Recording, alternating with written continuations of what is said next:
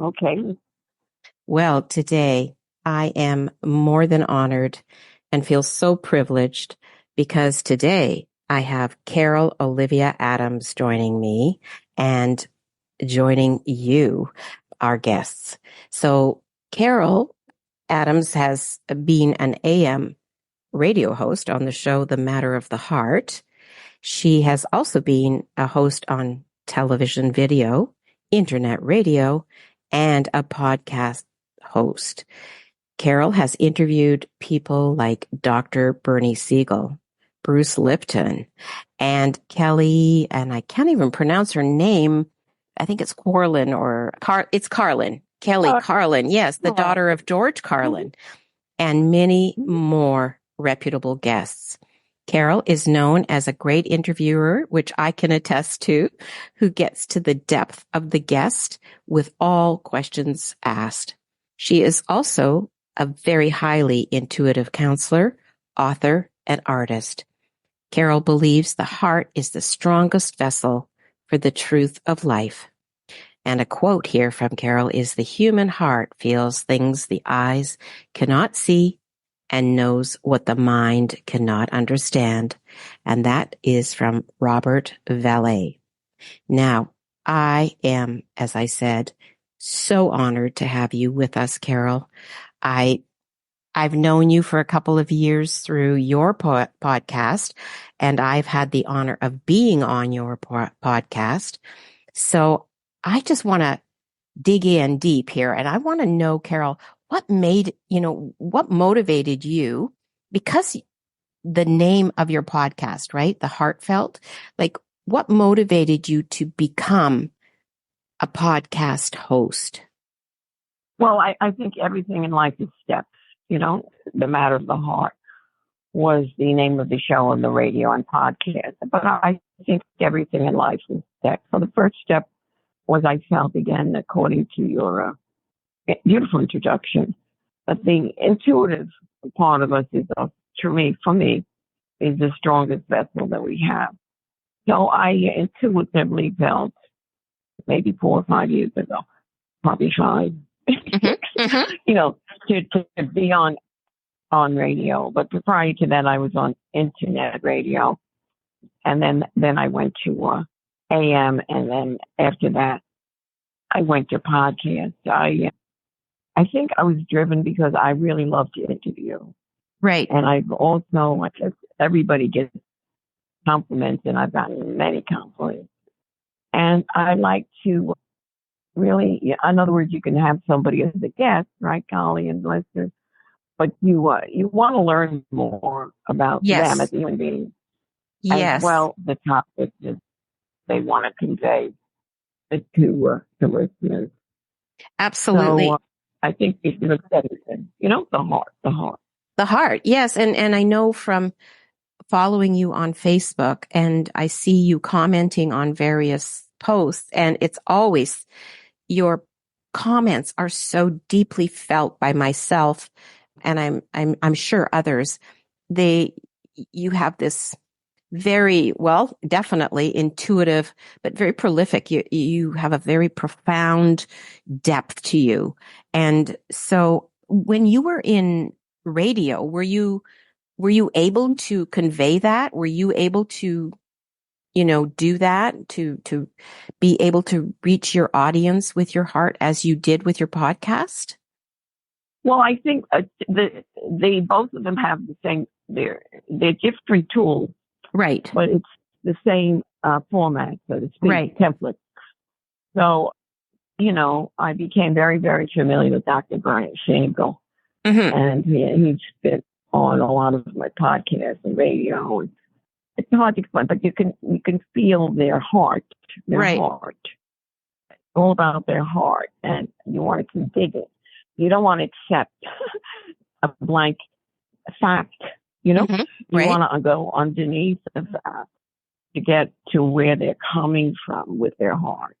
Right. And that's what I was pretty known for. So how did that whole journey begin for you? Because there has to be a point somewhere in your life, whether it was in childhood or teenagers or, when you really, really were able to become very intuitively connected to your heart and to follow that path of the heart? In other words, what had to be there for you? Because I find it very fascinating that you did follow your heart, right? You know, intuition, right? Mm-hmm. Mm-hmm. Well, you have a very strong sense of your intuition, and you do intuitive readings, right? Yes, I do. I connect with somebody with their total birthday. Mm-hmm. So in other words, and happy late birthday, by the way. Oh, thank you. Yeah, thank you. I didn't know it was your birthday, so I just thought. Yeah, But it's I okay. connect to the zodiac sign, Right. and the zodiac sign is the sun sign. And to me, that's the root of the tree. But then we have personal planets around that, Right. and the moon is, to me, and again, this is my own interpretation. Mm-hmm. Is how you feel secure with the heart. Mercury is a planet of communication and how you communicate. Some people communicate with the heart. Some people communicate.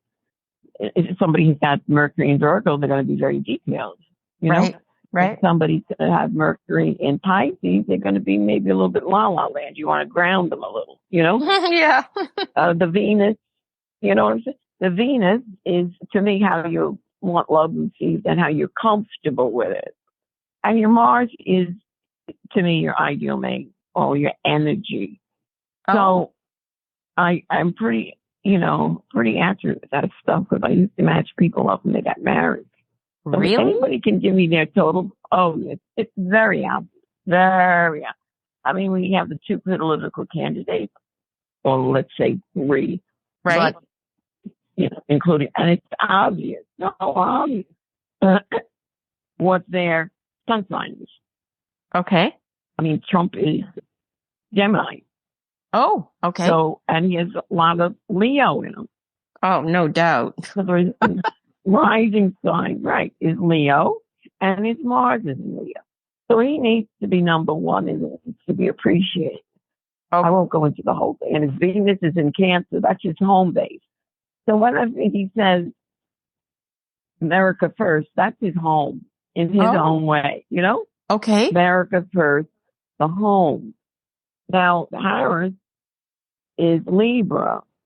Okay. But he was born on a full moon. And so was he, by the way. They were both born on a full moon. Oh, and how does that make a difference? Harris, well, when you're born on a full moon, there's a little conflict going on emotionally. Okay. Just like, what, there's a full moon and you're outside, you can feel the vibes, but the full moon means that they're 6 months apart. In other words, her sun sign is in Libra, 6 months apart is in Aries.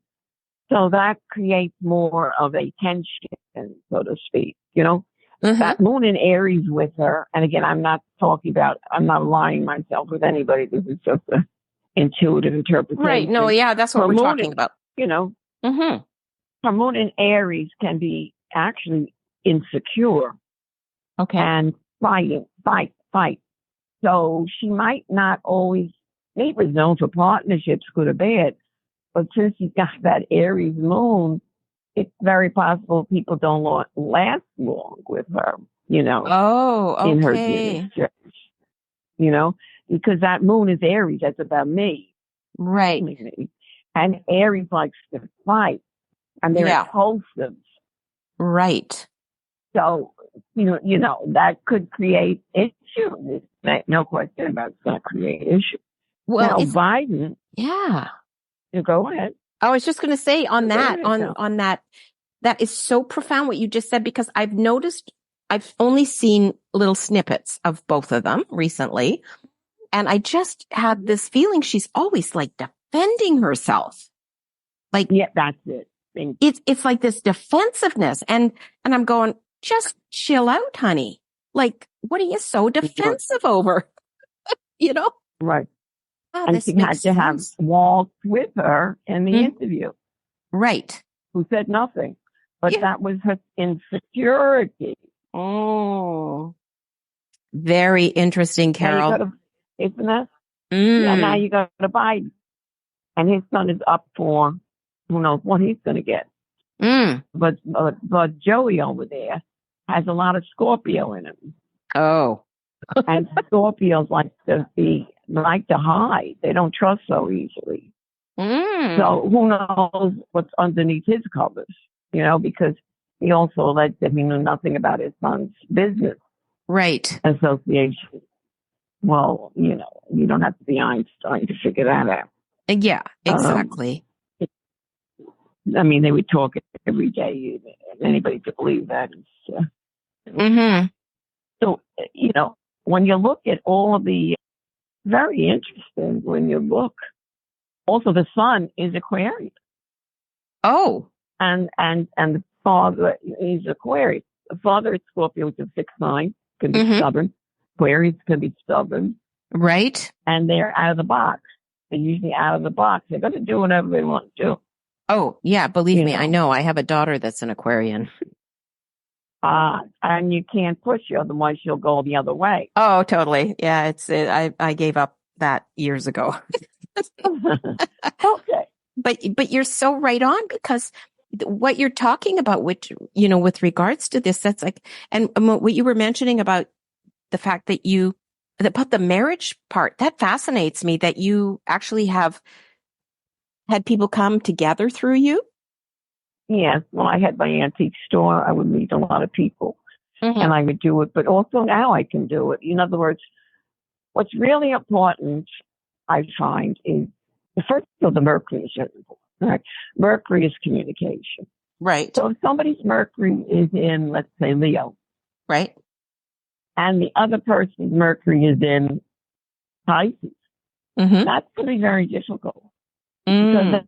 that Mercury needs attention and needs to feel appreciated.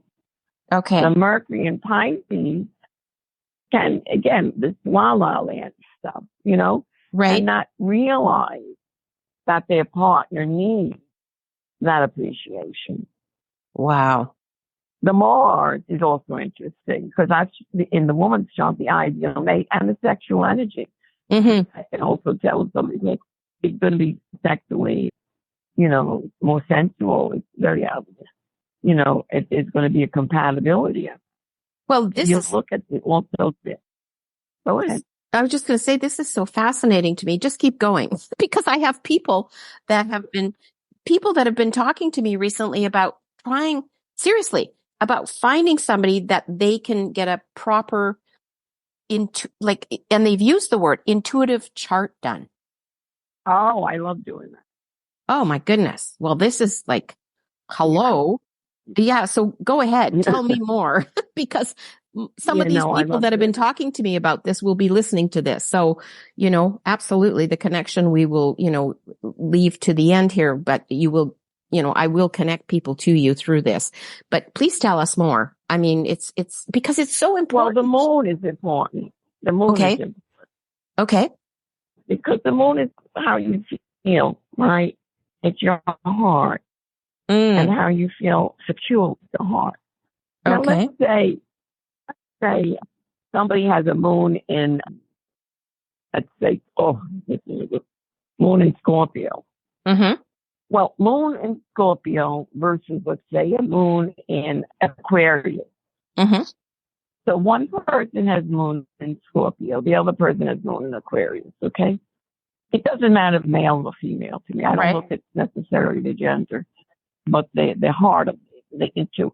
All right, so moon in Scorpio, and I see this all the time, doesn't trust so easily. They just don't, they're not going to come out and say, I don't know, I love you. It's any emotional thing so easily. They're going to be a detective with it. They're going to look through it, and they're going to be very, very cautious. Wow. Now, moon in Aquarius is something really to dig into, because moon in Aquarius can alienate easily. Now, again, it depends on the Venus and the Mars, right, and the other personal planets. So I'm just pinpointing one, because I look at the total personal. Right. But if somebody's moon is Aquarius, okay, you could say, Carly, I had a very bad pain in my leg. Mm-hmm. And if you have Moon in Aquarius, you're going to say, well, what's the weather like? In other words, there's no connection. Hmm. They don't connect Hmm. to what you say, because they can alienate very easily. Oh, wow. Again, this depends on the Venus and the Mars, right? You know what I mean? Right. And Mercury and the Sun sign. We're just pinpointing one. But then I see this very often, actually. I have my cousin, a sweetheart, but she's got 3 Pisces. It's like a puzzle, okay? Mm-hmm. Let's look at the puzzle. Okay. Yeah. She's got 3 Pisces and 2 Aquarius. Right. All right. So that puzzle, what is it? Already you've got lots of la land. Yeah. And with the alienation, right? Right. So already you've got something. Now she's been seeing somebody for several years. Okay. Again, she's a loving person. But he's unfortunately an alcoholic. I told her, do you ever tell him to go to AA, Mm-hmm. And her comment, because of the Pisces and Aquarius, was not my responsibility. Oh, okay. Well. So in other words, she's alienating from it. Right. Is that denial? And being in la land. Mm-hmm. Now, it could be a form of denial, because I know you're in the, a lot in the psychological aspects. We have a beautiful profile. But, I mean, I really swear by the total birth. I really, really, really swear. The most popular sign for president, Leo. Mm-hmm. Really? They need to lead. Oh, right. Yeah. Well, it's They need interesting. to feel appreciated. It's interesting, Carol, that you mentioned that, because I'm a Leo, but there's a but here. And I don't want to make this about me, but since we're talking about this, I have 7 planets in the 12th house, and 5 of them are in Leo. Mm-hmm. And my Pluto is in Leo in the 1st house. And my Venus is in Cancer. Oh. Well, that's all I was asking. Your Venus is in Cancer. Where's your Mars? My Mars is in Cancer in the 12th house. Or no, my Mars is in Leo in the 12th house. So you've got Venus in Cancer, Mars is in Leo. Where's your moon? My moon is in Capricorn in the 5th house. Well, that's interesting, because my moon is in Capricorn. Oh, is it? So that's another thing. Yes. I have Sun, Moon, and Mars in Capricorn. So that's another thing. When you know somebody's moon, mm-hmm. and it's the same, sometimes you couldn't call that easily a soul connection. Mm-hmm. Or whatever type of relationship it is. It could be political, it could be friendship, or whatever it is. Right. It's deep. It is, yeah. Deep. Yeah. With your Mercury. It's in the 12th house in Leo. Leo. Yeah. So I have 1, 2, 3, 4. Wow. Okay. But that sticks into Aquarius. Mm-hmm. Aquarius is Chiron. Whenever you have 3 or more of the same sign, it's called a stellium. Yeah, I have that. So you're getting some energy of the opposite sign, which is Aquarius. So you need to connect to people. Mm-hmm. My daughter's an Aquarian. And feel the appreciation of the connection. Mm-hmm. You need definitely to connect to people through your work. Yeah. Through friends. If you feel lonely, you go to the supermarket and talk to somebody. Mm-hmm. But it's been a very interesting ride. Yeah. Hello? Yeah, I'm here. Yeah. Oh, good, because it was silent for a few minutes. For a few minutes there, yeah. I'm just listening. I'm enthralled. Oh my goodness. It's fascinating. It really is, because how does, I'm looking back at my relationship with my husband, my ex-husband, right? And I'm going, I don't know his chart at all, but I just, with all this that you're talking about, I go, how does anybody ever make it in a relationship without knowing your compatibility? Yeah, I agree with that. And the the other thing about it is, you know how to navigate it. Right? If somebody has a lot of stubborn signs in them, well, you're not going to be able to navigate so easily, right? Right. Okay. If somebody has more flexible signs, you can negotiate more. You can have more of an understanding. Right. A very stubborn sign I find is Taurus. And Oh, again, out there, if you're Taurus, when just looking at the sun sign, you can have a lot of water signs, and all of a sudden that squashes the stubbornness. But, oh, just psychologically, stubbornness can come across as being self-oriented okay. because they're not open, right, to connect. Right. They're only into what they want. They don't see beyond the clouds, so to speak. They don't see their things. But you learn how to navigate. That's the essence of it. And sometimes you realize it might be just darn difficult. Yeah. And what are the most stubborn signs then? Well, again, just the sunshine. Mm-hmm. We have Aquarius, we have Leo, we have Taurus, and Scorpio. Wow. But again, if we know the rest of that total birthday, again, let's go back to a puzzle.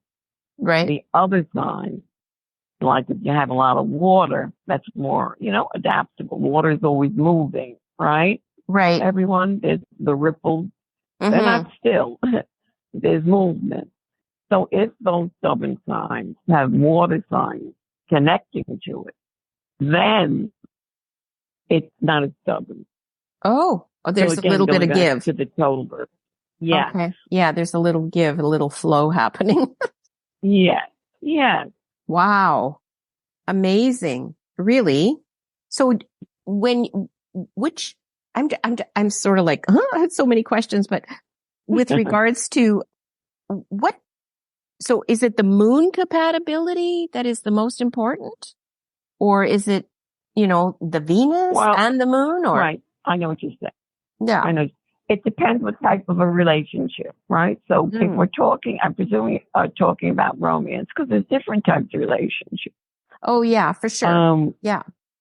Okay, so let's zoom into the romance. What would be very important is the Venus, Mars, really all the five, not the five, Sun, Moon, Mercury, and Venus and Mars. And I look at it like as a crisscross, it's hard to explain it. But if somebody's Venus is in Leo, we'll say, and the other person's moon is in Leo, well, that's a connection there.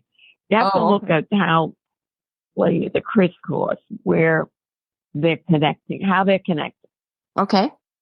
And you can really, I swear by it, you can really see, there's no, I was, at one time I had a few Virgo men, But when I look back, Virgo, everybody, it is, and again, this whole bad or good sign, is very, very mental, very analytical, very detailed. So if you're hungry for love from the heart, that's not the best sign you want to go to, because they're not going to open up with the heart.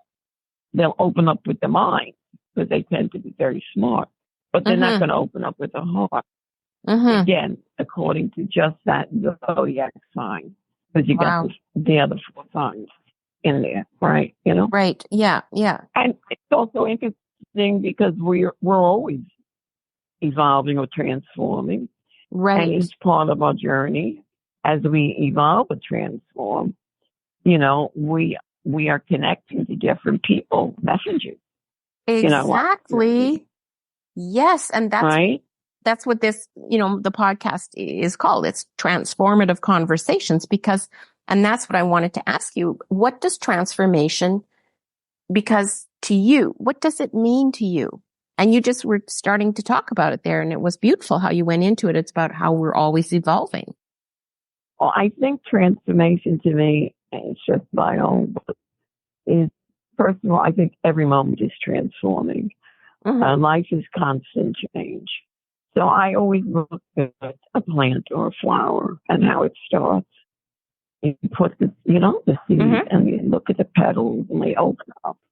And every second or every minute or every hour is a transformation going on. Right. So when I look back at my life, I think the transformation for me toward today, was to achieve as much wisdom as possible about how life works. Because we can have a lot of philosophies and, Facebook, and we see all these posts, but a lot of them are just the same. I hate to say it. Exactly. You're beautiful. You're beautiful. They're all the same. Thank you. Yeah, they are. So they're not transforming. They're not transforming. And I look at one and say, oh, that again. And I know certain people who forget it, keep scrolling. So, what is the purpose of the transform? Well, I think to achieve wisdom, to understand life, to accept the moment. You're not stuck in anything. And it allows you to transform to the next step. If we're stuck with something in life, can't transform. Right. There's no growth. There's no self-growth, right? But the more we accept the moment, we just accept it. We can't do anything about it. That's why I don't like it when people use the word control a lot, because it doesn't think. You can have a whole list of things to do. And 2 days ago, my car just started because I needed a battery. So that list went out the window. So we can't, quote, control our journey.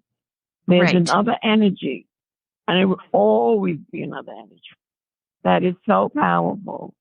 And that is the director, the orchestra leader, however you want to put it, that has created the pattern, the timing of the universe. Right. And as we keep transforming, in a way, we're aligning ourselves with the timing and the pattern of the universe, because we're accepting the pattern. We're accepting the timing. Exactly. And then we can flow more like the ripples of the waters, Right. Rather than the resistance, right? Yeah. Well, and that's what something I was going to ask you is like, because we're all on this journey through this thing called life, right? And we're all walking these, timelines of through time, and we all end up having some pivotal moments. What were some of yours? Like, what have been some of your really powerful pivotal moments when it was like so powerful? It was like those aha epiphany moments, like, whoa. Well, I think we learn a lot through struggles. And those struggles can create more of an understanding of life. So my parents died when I was young. So I was forced to be on my own and independent. Right. And that pivotal moment was that there was no relative that came in to help. Right. So I was a mother to my brother. I took over a business, house. So I learned at that time, I guess I learned what the meaning of love is, and maybe that's what carries me through, because I also channel, and I channel the love spirit, about 100 pages. Okay. So love, spirit, and love. When you have a very challenging situation in life, right? Because I was young, maybe 20, so that created more steps in another direction. You know what I mean? It created more steps. Oh, yeah, in for another sure. direction. Yeah, I totally understand. Yeah. And so that was one of that would have been a huge moment. So you were around 20 at the time, did you say? Yeah. Well, and having to take on the responsibility. Wow. So were they? Yes, I was going to Hunter College. There was a business I had to take over. My brother, I had to be motherly. I had to take adults' responsibilities. Yeah. You had to grow up really fast. So you had to grow up fast, and that was a transformation. Yeah. Absolutely. That I certainly didn't plan. No, no. And But we always have to respect the higher power, yeah, well, exactly. And that's what I was going to say is that's, what happened in your life to bring you undoubtedly to the calling that you're still on, right? Well, yes. And with that, if you have a challenging disease, the accident which I had, that's also transformation Mm-hmm. because you learn, you dig deep, I did, into spirituality, Mm-hmm.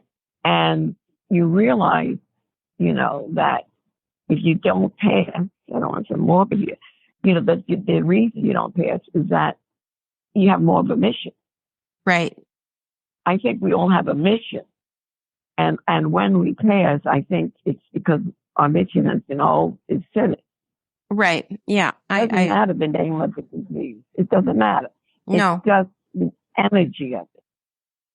Can you So explain when you more? have a life challenging disease, that is also, it creates major transformation. Can you extend on that a little bit more for our listeners so they can get a grasp of not necessarily, if you don't want to share what it is, but just how you are doing this, how, where you are gathering your strength, your courage, your serenity from? At that time, and thank God it was about 12 or 13 years ago, Mm-hmm.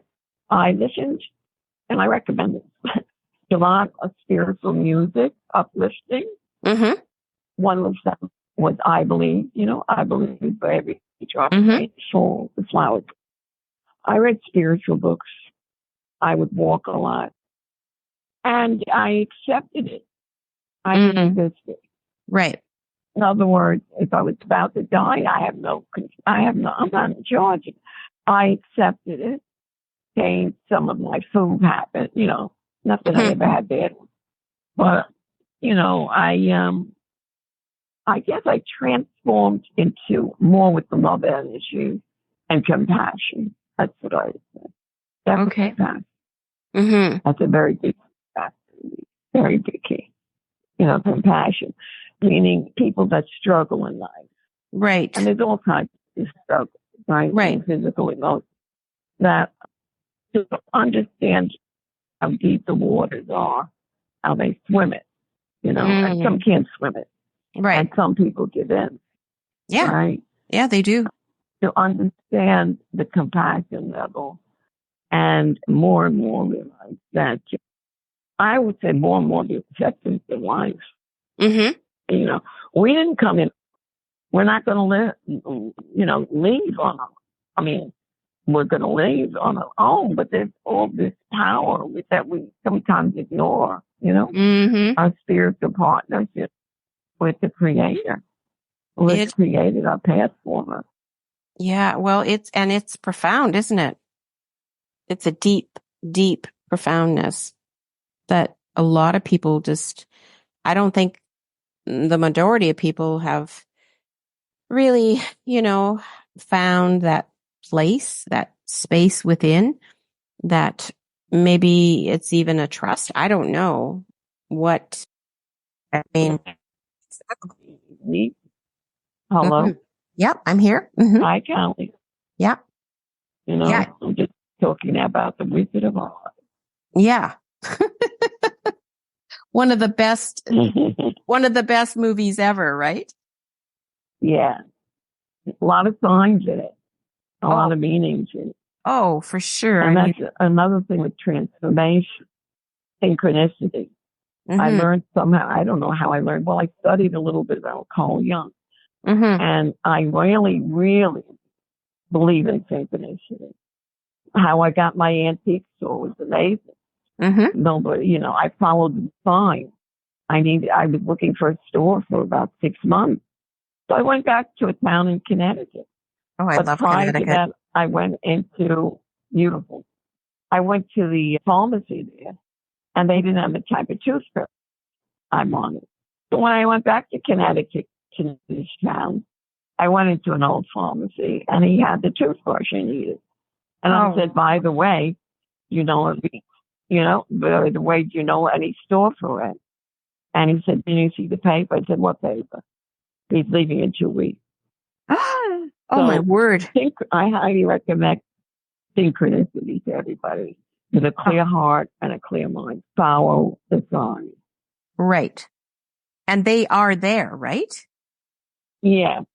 They are there. So what is it, Carol, for our listeners, if they are wondering, how do you follow the signs? What has to be there? Like, how do you follow the signs? Well, let's say you're not sure. I'll give you an example. If you should buy or rent. Okay. And, you're not sure, right? So you're walking down the street and you met an old friend and she's talking about, oh my God, I rented and I'm so happy. I don't have all this responsibility. All right. And then you go home and then a few days later they have a program on renting versus buying. Mm. And then later there's a newspaper article on it.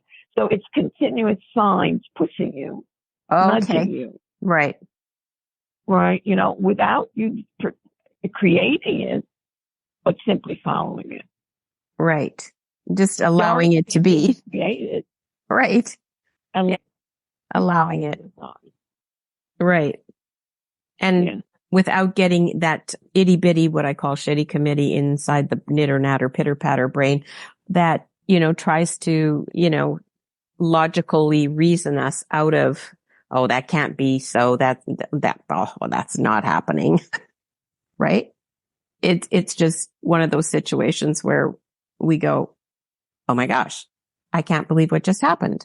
It's that, is that really what it is about? And then, yeah. So you're right. It's signs everywhere, sign. Are you still with me?